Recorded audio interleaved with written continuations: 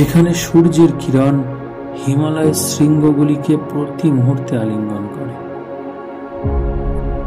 এখানে প্রাচীন থেকে প্রাচীনতর বৌদ্ধ মনিস্ট্রিগুলি ফিস ফিস করে মলিনতার গল্প বলে।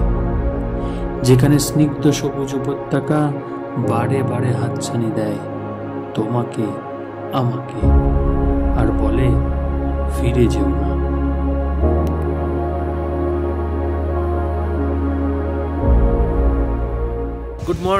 গুড মর্নিং ফ্রম শেরগাঁও বন্ধুরা। তো আজ 21 নভেম্বর। তো আমরা শেরগাঁও থেকে শিলিগুড়ি যাব, মোটামুটি 600 কিলোমিটার। তো আমাদের লাগেজ প্যাকেজিং সব কমপ্লিট হয়ে গেছে, দেখতেই পাচ্ছ পিছনে। তো আজ আমি আমার লাগেজগুলোর বেশিরভাগটাই হার্ষের গাড়িতে দিয়ে দিয়েছি, কারণ আমার গাড়িতে না পিছন চাকা একটু লিক হয়েছে, একটা বড় পিন ঢুকে গেছে। তো ওই জন্য আমি সামনে গিয়ে ওটা সারাবো, আর হার্ষ ওর গাড়িটার মোবিল চেঞ্জ করে আমরা টান বেরিয়ে যাব শিলিগুড়ির দিকে। বন্ধুরা, এখন আমরা বেরোচ্ছি আমাদের হোমস্টে থেকে। সময় হয়ে গেছে এখন 7:18।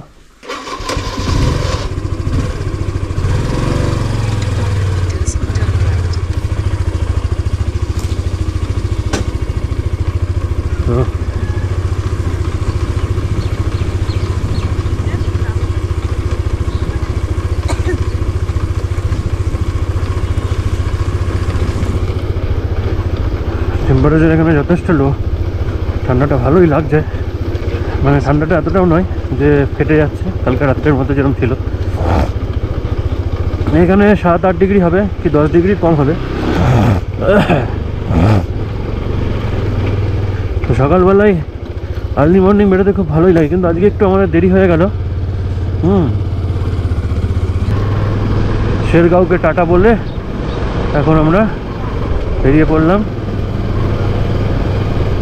উদলগিরির উদ্দেশ্যে। প্রথমে যাব বাইকটার কাজ করাবো, বাইকটাকে প্রথমে ঠিকঠাক করাতে হবে, তারপরেই আগে এগোনো যাবে। তো চলো, বেশ সুন্দর জায়গাটা, বাট যেভাবে কনস্ট্রাকশন এগোচ্ছে এখানে, রুকো এতে এখানে আমার স্নো পড়েছে।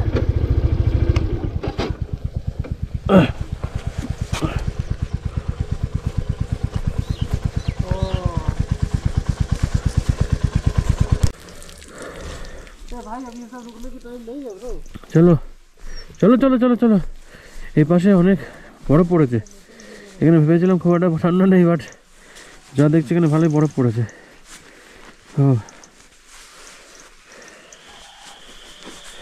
চলো নিকলো,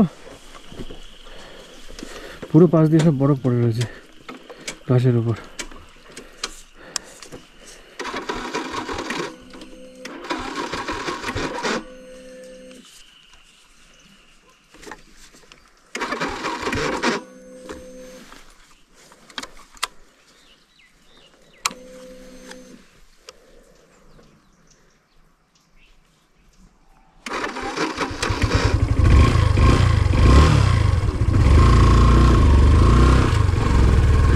জন্য ভয় লেগে গেল, কারণ ফুয়েল পাম্পের ইন্ডিকেটরটা ইয়েলো দেখাচ্ছিল, তো ওই জন্য চিন্তা হয়ে গেল, কারণ গাড়িটার উপর প্রচণ্ড স্ট্রেস পড়ছে। তো আসামে এসে, অরুণাচলে এসে অনেকগুলো জায়গার মধ্যে শেরগাঁও আমার one of my favourite place. হ্যাঁ, এখানে এত সবুজে ভরা, আর এখানে বরফও পড়ে, তার মধ্যে ঠান্ডাটাও ভালো। ওদিকে চারিদিকে রাস্তা দিয়ে আবার সে ফগ উড়ে বেড়াচ্ছে। হ্যাঁ, এটা স্বপ্নের জায়গার মতো, ভালো, খুব সুন্দর, ভীষণ সুন্দর জায়গা। কিন্তু চারিদিকে গাছপালা এত ভর্তি, রাস্তাও খুব সুন্দর, কোনো অসুবিধা নেই। ঠান্ডাতে না মুখটা ফেটে যাচ্ছে, এত ঠান্ডা পড়েছে।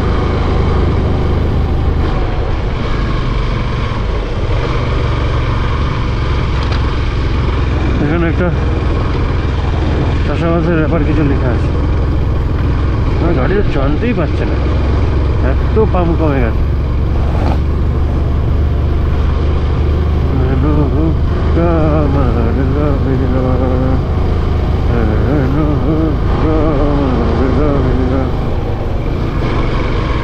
কালকে রাত্রের ব্যাপারটা এখনো মনে পড়ছে। কালকে রাত্রে এমন এরকম অন্ধকার রাস্তার মধ্যে দিয়ে বাঁকে বাঁকে ঘোরাচ্ছি, আর শুধু আন্দাজে আন্দাজে ঘোরাচ্ছিলাম। হ্যাঁ, কোনো অনেক সময় দেখতে পাচ্ছি না, ভাবছি যে হ্যাঁ পুরো রাস্তার পাশের যেই ছোটো ছোটো লাইটগুলো লাগানো থাকে না, লাইট তো নয় এগুলো, জাস্ট তোমার আলো পড়লে এগুলো রিফ্লেক্ট করে, বাইকের আলোটা পড়লে। হ্যাঁ, তো সেইগুলো দেখে দেখে দেখে দেখে যাচ্ছিলাম। মানে যথেষ্ট রিস্কি ছিল, বাট ভীষণ অ্যাডভেঞ্চারলেস, ভীষণ সুন্দর লেগেছে। এখানে কত সুন্দর গাঁদা গাছটা রয়েছে, ফুল অফ সারপ্রাইজ শেরগাঁওটা।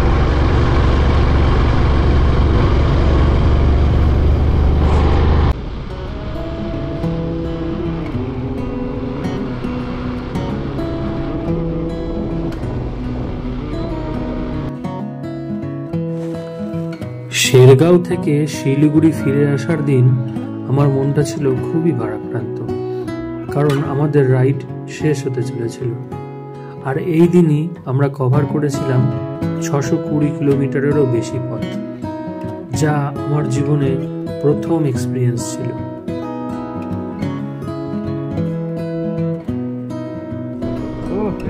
লাগছে গো গুরু, খুবই সুন্দর।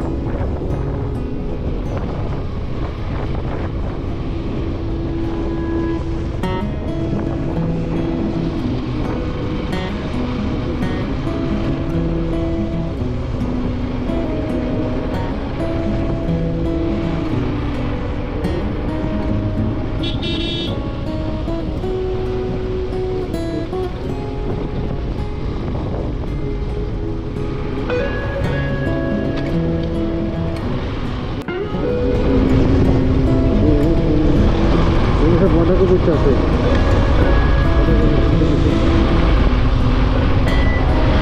সবজি না, টেস্টি হয় না। আমার এতদিন ধরে খেলাম সবজি ভাত চাষে। পাহাড়ের যে সবজিগুলো হয় সেগুলো সবই প্রায় অর্গানিক হয়, মানে ওই কেমিক্যাল সার এগুলো খুব কম ইউজ করা হয়, কারণ পাহাড়ের ওপরে মনে হয় সবজিতে পোকামাকড়ের ব্যাপারগুলো খুব কম থাকে।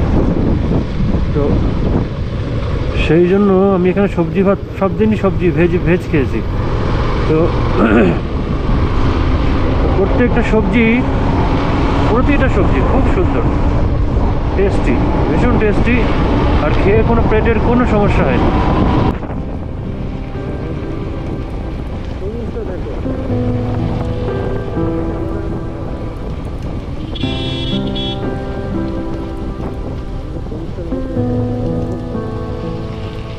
জল বয়ে যাচ্ছে খুব সাবধানে।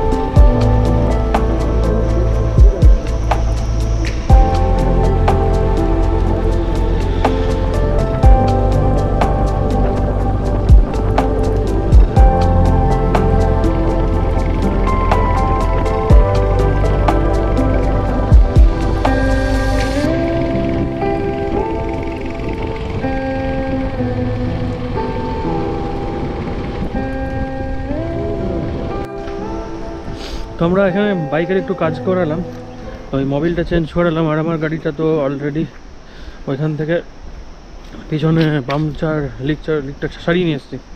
আর একটু খাওয়া দাওয়া করে নিলাম, 1 ঘন্টায় সময়টা চলে গেল। তো এখন যাচ্ছি বাইকটা নিয়ে, দেখি হয়ে গেছে নাকি, আশা করি হয়ে গেছে। তো এইবার একবারে অনেকটা টেনে দেবো। তো এখন সময় হয়েছে 10টা বেজেই গেল, জার্নি স্টার্ট করছি। এবার টান টেনে দেবো, আর একবারও দাঁড়াবো না। দাঁড়ালে হয়তো বাথরুমের জন্য দাঁড়াবো, তাছাড়া দাঁড়াবো না।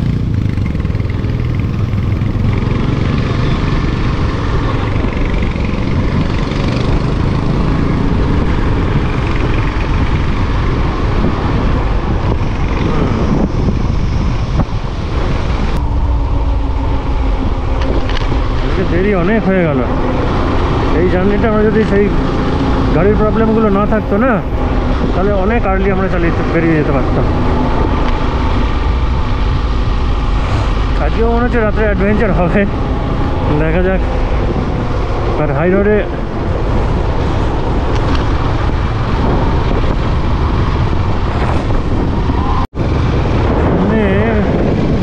ওর থেকে কি ভিউ লাগছে, হ্যাঁ ওই যে দূরের রাস্তা, নদীগুলো দেখা যাচ্ছে, কি লাগছে রে। ঘুরে দাঁড়া, আরেকটু দিকটা গেলে ভালো ব্যাপার। লাগছে রে ভাই, আমরা ওঠার সময় তো দেখিনি, এখন নামার সময় দেখতে পাচ্ছি। অসাধারণ লাগছে, অসাধারণ। ক্যামেরাটাই যে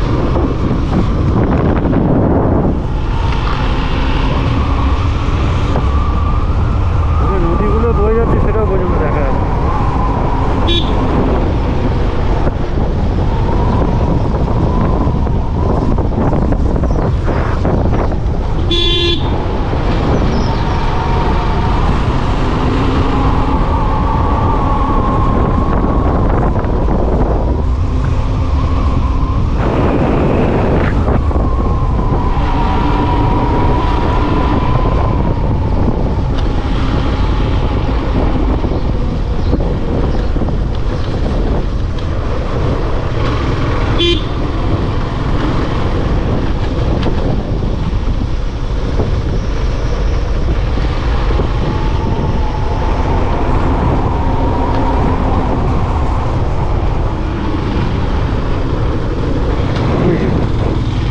নদীগুলো দেখা যাচ্ছে, আর ওইদিকে নীল পৃথিবীর একটা লেয়ারও দেখা যাচ্ছে, মনে হচ্ছে বায়ুমণ্ডলের সাদা লেয়ার।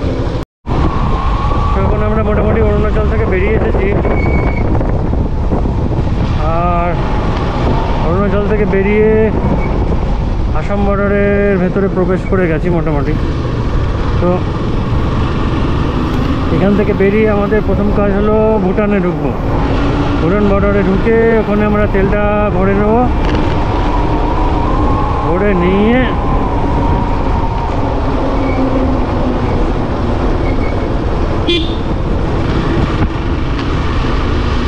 ভুটান বর্ডারে ঢুকে তেলটা ভরে নিয়ে তারপরে আমরা যাবো হলো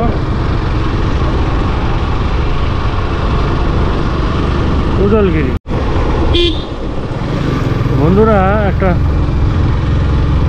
একটা অঘটন ঘটেছে আজকে আমাদের সাথে। সেটা হলো আমরা রাস্তাটা ভুল করে 10 কিলোমিটার অন্য রাস্তায় চলে এসেছি গুগলের পথ থেকে। তো গুগল দেখে যে পথে আমরা এই পথে চলে এসেছি। এবার এই পথটা অনেক ঘোরা পথ, আর তারপর আমরা যেখান থেকে তেল ভরাবো ভেবেছিলাম সেই পথটাও এখান দিয়ে নয়। তো ওই জন্য একটা বড় মুশকিল হয়ে গেছে। তো আমরা আবার এখন 10 কিলোমিটার আবার পিছিয়ে যাচ্ছি, পিছিয়ে সেই জায়গায় পৌঁছাবো, পৌঁছে সেইখান থেকে আবার ওই পথটা নিতে হবে। তো আজকে যা ঘটছে মানে রেকর্ড ঘটছে। এখন 11:30 বেজে আছে, আমরা এখন এর মধ্যেই ঘুরঘুর করছি। কখন কোথায় পৌঁছাবো কে জানে।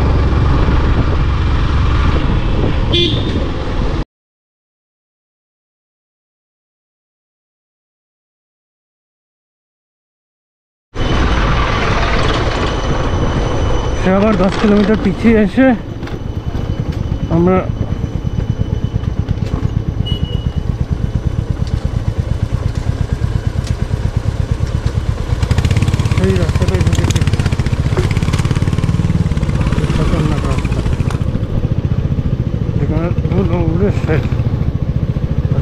মারাত্মক অ্যাডভেঞ্চার।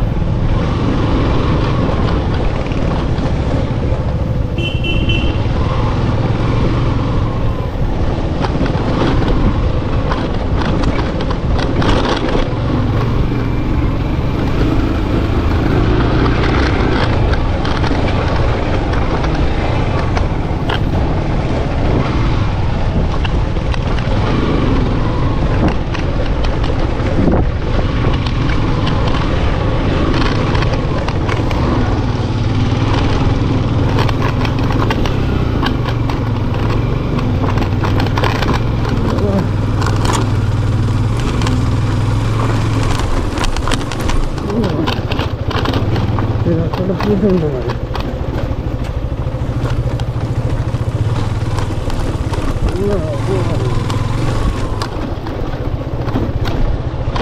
বাজার রাস্তা দিয়ে এসেছিলাম, চাপ হয়ে চাপ হচ্ছে চাপ।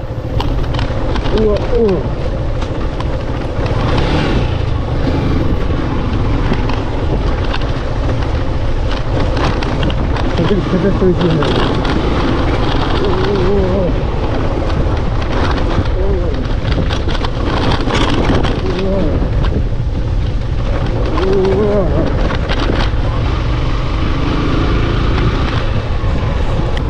চলো আমরা ভুটানে গিয়ে তেলটা ভরিয়ে নিই। Thank you for visit again. ভুটানে গিয়ে তেলটা ভরিয়ে নেব।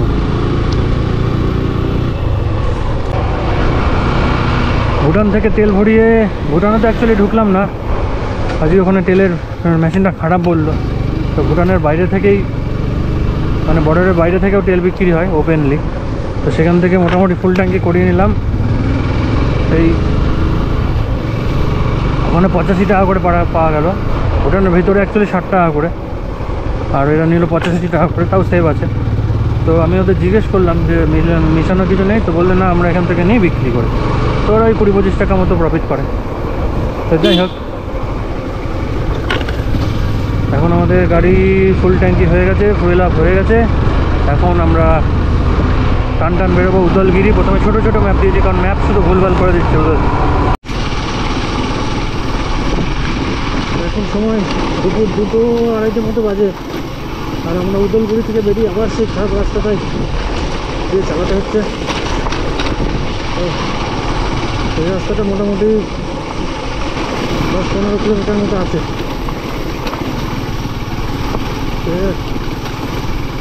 এমনি দুপুরে আসা লাগে গ্রামের রাস্তা, ভীষণ মজা করছি, ভীষণ সাজা পাচ্ছি। এই রাস্তাটা চালানো কোনোভাবেই মজার না।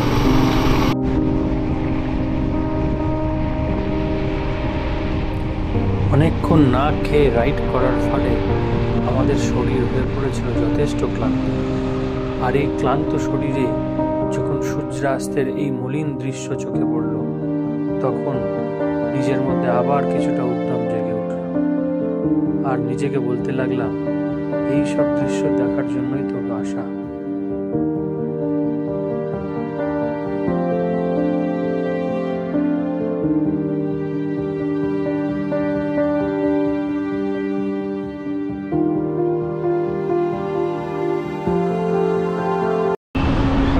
আলিপুরদুয়ার পার করলাম, আর এখন শিলিগুড়ি দেখাচ্ছে এখান থেকে 134 কিলোমিটার দূরে।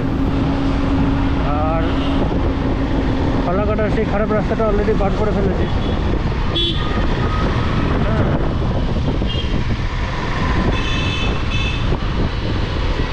ফালাকাটার সেই খারাপ রাস্তাটা অলরেডি পার করে ফেলেছি, আর এখন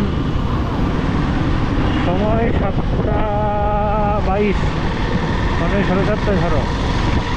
পৌঁছাতে আমাদের 10:30 বেজেই যাবে।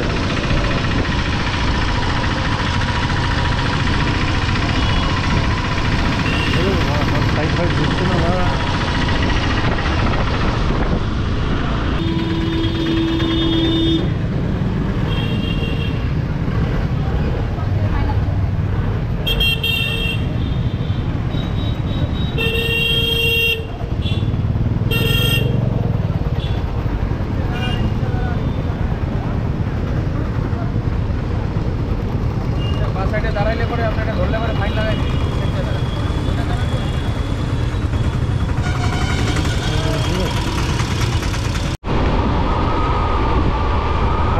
বেজে গেছে, এখনো পৌঁছতে পারিনি শিলিগুড়ি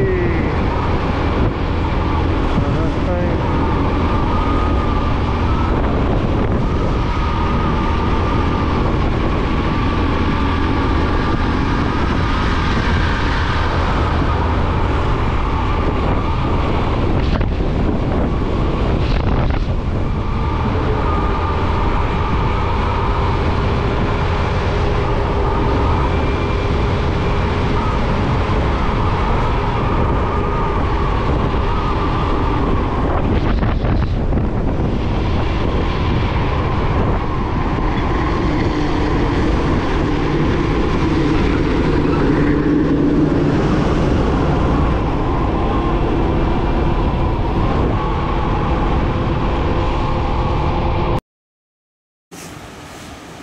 তো বন্ধুরা, অনেক জার্নি করে প্রায় 600 কিলোমিটার জার্নি করে আজ পৌঁছে গেছি শিলিগুড়িতে। এখন সময় 11টা বাজে, এই 10:30 নাগাদ পৌঁছেছি। তো শরীর খুব ক্লান্ত, আজকের মতো ব্লগ এখানেই শেষ করছি। তাই শুভরাত্রি, গুড নাইট।